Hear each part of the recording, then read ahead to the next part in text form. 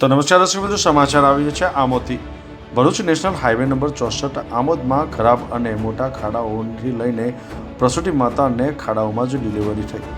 ભરૂચથી આમોદ થઈ જંબુસર અને સમગ્ર કાઠિયાવાડને જોડતો નેશનલ હાઈવે નંબર 64 ખાડામાં કે પછી ખાડામાં હાઈવે।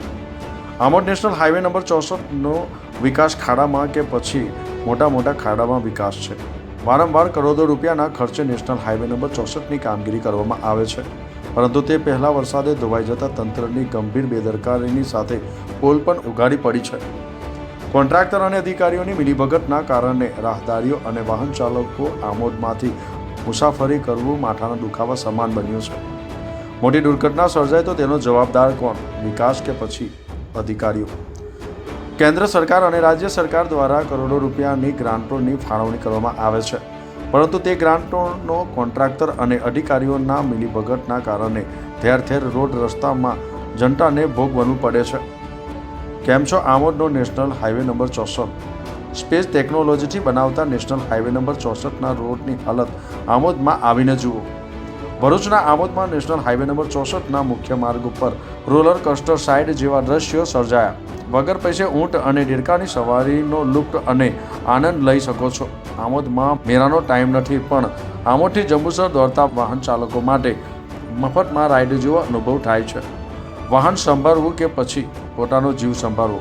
એક તરફ નવા ઇલેક્શન માટે વાયદાઓની હારમાળા છે, પણ ગત ઇલેક્શનમાં કરાયેલા વાયદાનું શું?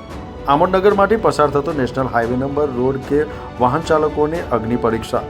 આ હાઈવેને જોઈને એવું લાગે છે કે તંત્રએ વાયદાઓ પણ અધિકારીઓ અને ખાડાઓ સાથે દફન કરી દીધા છે।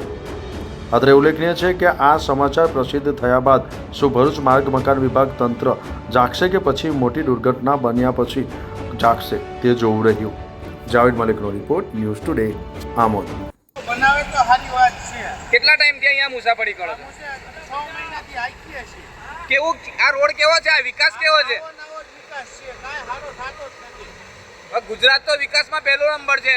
કોઈ વસ્તુની તો આવો રોડ હોય કેટલા આવો રોડ કોઈ જગ્યાએ જોયો નહીં। આવો રોડ ક્યાંય જગ્યાએ જોયો નથી। તો શું સરકારને શું કહેવા માંગશો? સરકારને રોડ સારા બનાવો, બસ, બીજું કાંઈ વિનંતી નથી।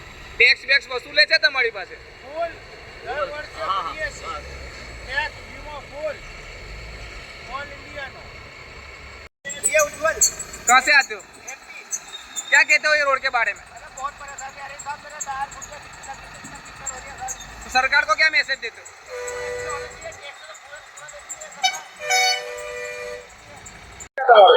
મારું નામ પટેલ હાફિઝ અબ્દુલ્લા ઇબ્રાહીમ, અહમદનગર વાડીમાં રહેવાનું, અને આ રોડ ઉપરથી ડિલિવરી કરવા માટે જંબુસર લઈ જતા હતા। આ રસ્તા ઉપર જ ડિલિવરી થઈ ગઈ। ડોક્ટરની તો જરૂર પડી જ નથી, ડોક્ટરની જરૂર પડી જ નથી। આ તો બહુ સારું કહેવાય। આ વિકાસ એટલે વિકાસ કહેવાય। આ વિકાસ તો મેં કોઈ દિવસ જોયો જ નથી। વિકાસ તો આવો જ હોવો જોઈએ। આ રોડ આવો જ હોવો જોઈએ। આ રોડ ક્યારે બદલાશે કઈ ખબર નથી યાર। બદલાય તો સારું, સરકાર બદલાય તો સારું, બસ